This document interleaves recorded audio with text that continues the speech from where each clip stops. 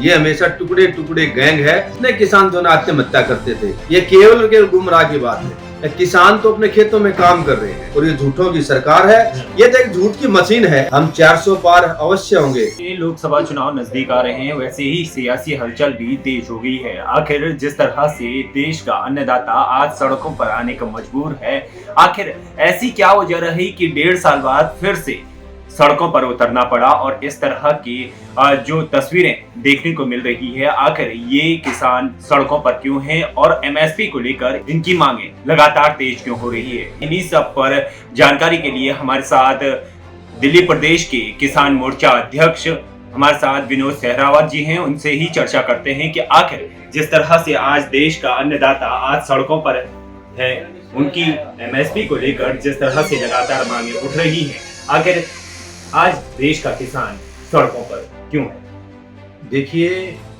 मैं एक बात पूछना चाहता हूँ, जब जब चुनाव आते हैं तभी इन्हें एमएसपी या इन्हें और विषय हैं, उनके मुद्दे हैं, वे ही क्यों याद आते हैं। मैं आपका ध्यान आपके चैनल के द्वारा दिलाना चाहता हूँ कि 2014 से पहले जो फसलों के दाम थे और आज जो दाम है, हर फसल के दुगने से तिगने दाम हो चुके हैं। जैसे उदाहरण के तौर पे गेहूं है, 600 से 700 रुपए प्रति क्विंटल जो ना गेहूं की खरीद थी, आज जो ना 2023 में 2700 से 2800 रुपए प्रति क्विंटल जो है गेहूं बिकते हैं। गन्ने की है, गन्ने की अब भी जो ना मूल्य जो ना 25 रुपए प्रति क्विंटल के हिसाब से बढ़ाया गया है। उत्तर प्रदेश के जो किसान थे, जिन्हें सालों सालों जो ना बीत गए थे, उन्हें गन्ने के पैसे नहीं मिलते थे, आज योगी सरकार ने तुरंत उनको जो है ना पैसे दिए जा रहे हैं। मैं एक बात कहना चाहता हूँ, किसान तो अपने खेतों में काम कर रहे हैं। कुछ विपक्षी दल है जो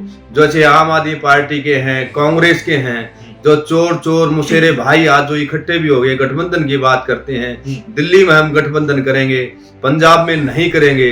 ये चोर भाई मुशेरे भाई हैं। ये केवल जो है ना मोदी साहब के और देश के खिलाफ है। ये नहीं चाहते कि मजदूर किसानों का जो है ना विकास हो, इनके बच्चे जो है ना अच्छी शिक्षा ग्रहण करें। ये नहीं चाहते कि देश जो है ना आगे बढ़े। ये हमेशा टुकड़े टुकड़े गैंग है और हमेशा जो है ना देश को तोड़ने का काम करते हैं। और ये जो बॉर्डरों पे आ रहे हैं, ये केवल जो है ना आम आदमी पार्टी के और कांग्रेस के कार्यकर्ता अधिक मात्रा में आए हैं। किसानों के पास कहाँ समय है, किसान तो संतुष्ट है। मैं भी किसान का बेटा हूँ, आज मैं जो है ना खुश हूँ। दूसरा बात है केजरीवाल का। केजरीवाल जो है ना पंजाब की तो बात करते हैं, अभी किसानों को ये मिले, लेकिन दिल्ली में जो दिल्ली के किसानों को आज ट्रैक्टर है, जिसको जो हम अपना देवता मानते हैं। पहले हम बैल की पूजा करते थे, आज हम ट्रैक्टर की पूजा करते हैं। ट्रैक्टर पे जो है ना 28,000 रुपए टैक्स लगा दिया, ट्रैक्टर को कमर्शियल व्हीकल मान दिया। आज दिल्ली के किसानों को जो है ना बिजली जो है ना कमर्शियल रेट पे मिलती है, बिजली के कनेक्शन नहीं मिलते हैं। दिल्ली के किसानों को खाद नहीं मिलता है, दिल्ली के किसानों को और कोई सुविधाएं नहीं मिलती है, दिल्ली के किसानों को फसल बीमा योजना नहीं मिलती है। आज दिल्ली केजरीवाल सरकार को दिल्ली में 9 साल के करीब हो गए और वे 6-7 महीने वे लगाए तो 10 साल हो गए। लेकिन 10 सालों में आज तक ये तो बताएं दिल्ली के किसानों के लिए इसने क्या किया है। लेकिन बात करते हैं, ये पहले प्रदूषण की बात करते थे। एक जो ना पंजाब से जो ना किसान जो ना पुराली फराते वो दिल्ली में प्रदूषण आता है, लेकिन आज वो प्रदूषण कहाँ गया। आज प्रदूषण की बात नहीं करते, क्यों? पंजाब में इनकी सरकार है। अब तो ये केवल राजनीति है। किसान संतुष्ट है, किसान मोदी सरकार से खुश है। और जो मोदी सरकार ने किसानों के लिए काम किए हैं, वो आज तक जो ना 75 साल देश को आजाद हुए किसी सरकार ने नहीं किए हैं। आप मैं एक बात कहना चाहता हूँ, अगर आप 2014 से पहले देखिए कितने किसान जो ना आत्महत्या करते थे, लेकिन 2014 से रात 2024 लग चुका है। आप देखिए किसान संतुष्ट है, किसान संपन्न है। आज किसान की जो ना हर फसल का जो उचित दाम दिया जा रहा है। और ऐसे नहीं, किसान संतुष्ट है, किसान में कोई खिलाफत नहीं कि और राजनीतिकरण इसमें है। विपक्ष कह रहा है कि हम अगर सत्ता में आते हैं तो हम पूरी एमएसपी गारंटी के साथ आपका पूरी जो आपकी मांगे हैं उनको पूरा करेंगे। और जिस तरह से भाजपा लगातार इस पर अत्याचार कर रही है, आंसू गैस की गोली दागने पड़ रहे हैं, इस तरह का अत्याचार जो कि एक विपक्ष बता रहा है। और अगर केजरीवाल की बात करूं तो केजरीवाल भी कहते हैं कि हम पूरी एमएसपी की गारंटी देंगे। यही नहीं बल्कि राहुल गांधी भी यही बात कर रहे हैं। देखिए, मैं साथ के साथ एक बात करता हूं, कांग्रेस का 65 साल देश में राज रहा है। क्या एमएसपी की गारंटी क्यों नहीं दी? ये केवल गुमराह की बात है। दूसरा जो केजरीवाल कहता है, अरे केजरीवाल की दिल्ली में सरकार है, दिल्ली के किसानों की चिंता करे, पंजाब में सरकार है, किसने रोका है? आप दो ना पंजाब में, आप दो ना इसमें दिल्ली में, क्यों राजनीतिकरण करते हैं? वहां भी किसान है, यहाँ भी किसान है। अरे ये नहीं, एक जो ना वो एक हमारे गांव में कहावत है, एक होठ चीकने पेट खाली।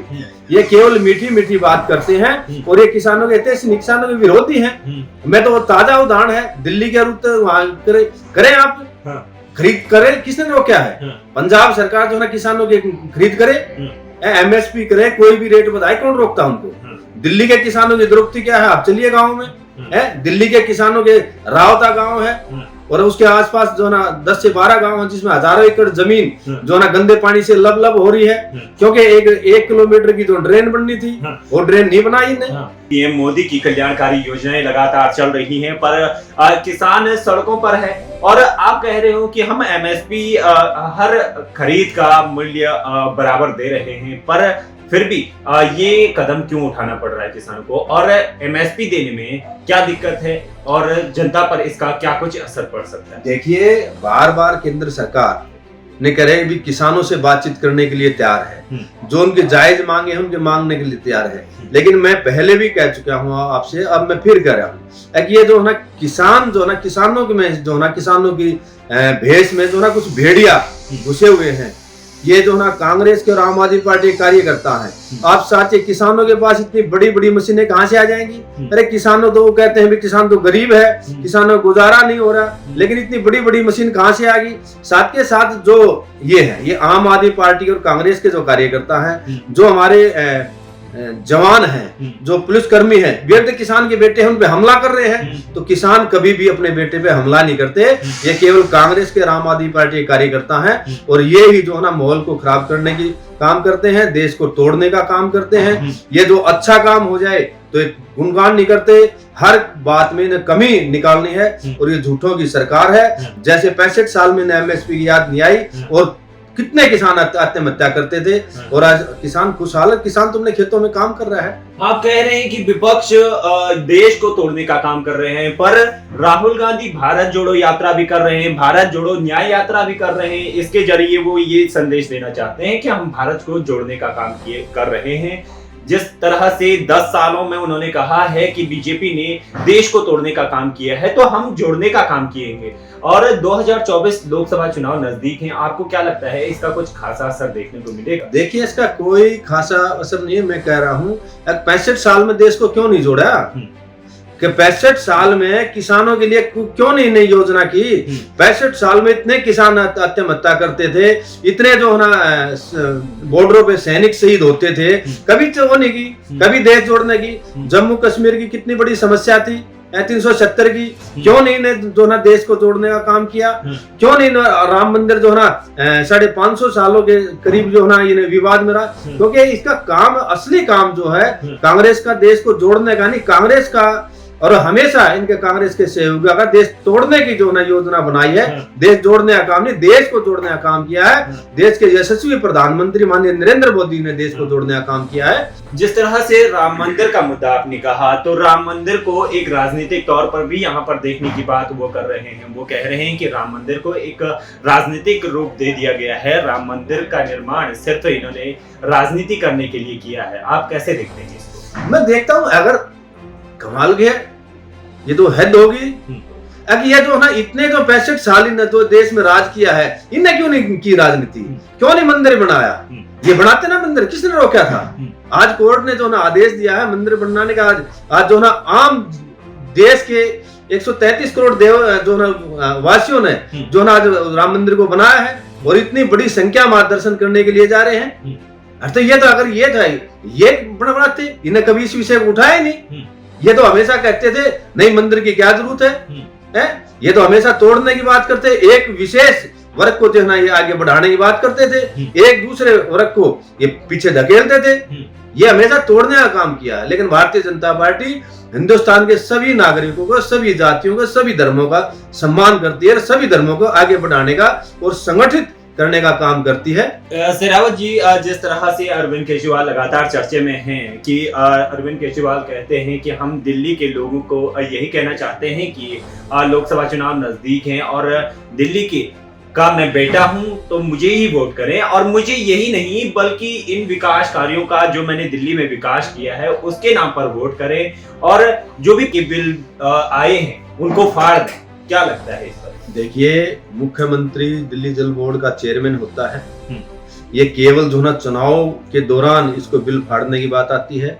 क्यों नहीं, विधानसभा का 70 चला हुआ है, क्यों नहीं सारे बिल माफ कर देते? बिल फाड़ने की जरूरत क्या है? 70 में लाए और कह दे भी आज दिल्ली के किसी भी नागरिक ने जो ना बिजली पानी का बिल नहीं भरना है, क्यों नहीं भरते? लेकिन कारण क्या है? केजरीवाल हमेशा ही एक नीति रही है, झूठ बोलो, झूठ के सारे चलते हैं। ये तो ये कहते थे, अगर मेरी नानी कहती है एक जो ना भी राम मंदिर की क्या जरूरत है, वहां स्कूल बनाइए। मेरी नानी विरोध करती है, लेकिन आज जो ना राम मंदिर के दर्शन करने के लिए जाते हैं। साथ के साथ ये कसम खाते हैं, अगर मैं अपने बच्चों की कसम खाता हूँ, हम जो है ना कोई गाड़ी नहीं लेंगे, कोई बंगला नहीं लेंगे। आज गाड़ी भी ले रहे हैं, बंगला भी ले रहे हैं। ये भैया तो कसम खाते थे अगर हम जो है ना कोई सिक्योरिटी लेंगे, आज जो ना सिक्योरिटी लेकर चलते हैं। ये तो एक झूठ की मशीन है। ऐसे विषय के झूठे आदमी के विषय में चर्चा करना नहीं चाहता। 2024 के लोकसभा चुनाव नजदीक हैं और ऐसे में लगातार हलचल है कि बीजेपी लगातार कह रही है कि हम 400 पार करेंगे, पर आपको क्या लगता है, कैसे देखते हैं आप? देखिए, माननीय देश के यशस्वी प्रधानमंत्री नरेंद्र मोदी जी के नेतृत्व में हम 400 पार अवश्य होंगे। और जब क्योंकि इसलिए होंगे एक पूरे देश ने आज जो ना संगठित सभी वर्ग, सभी जातियों, सभी धर्मों ने आज एक पूरे हिंदुस्तान का जो है ना लीडर माननीय नरेंद्र मोदी जी को माना, हिंदुस्तान का नहीं विश्व का नेता है। और पूरा विश्व आज हिंदुस्तान की तरफ देख रहा है और हिंदुस्तान की जनता ने भी संकल्प ले लिया अब की बार नरेंद्र मोदी 400 के पार। तो कहीं ना कहीं बीजेपी यही संकल्प लेकर चल रही है कि हम इस बार 400 पार करेंगे। आखिर लोकसभा चुनाव नजदीक हैं और ऐसे में लगातार बीजेपी कह रही है कि हम 400 पार करेंगे। ये तो फिलहाल देखने वाली बात है। फिलहाल इस पर फोकस है कि क्या किसानों की ये एमएसपी की मांग कब तक पूरी होती है, या फिर जिस तरह से जो मांगे हैं उन पर लगातार प्रधानमंत्री नरेंद्र मोदी लगातार काम कर रहे हैं। यही रिपोर्ट बताती है कि आखिर जिस तरह से देश की राजनीति गर्माते हुए दिखाई दे रही है, क्या पीएम मोदी इस बार 400 पार कर पाएंगे? ये हमेशा टुकड़े टुकड़े गैंग है। इतने किसान जो ना आत्महत्या करते थे, ये केवल गुमराह की बात है। किसान तो अपने खेतों में काम कर रहे हैं और ये झूठों की सरकार है। ये तो एक झूठ की मशीन है। हम 400 पार अवश्य होंगे।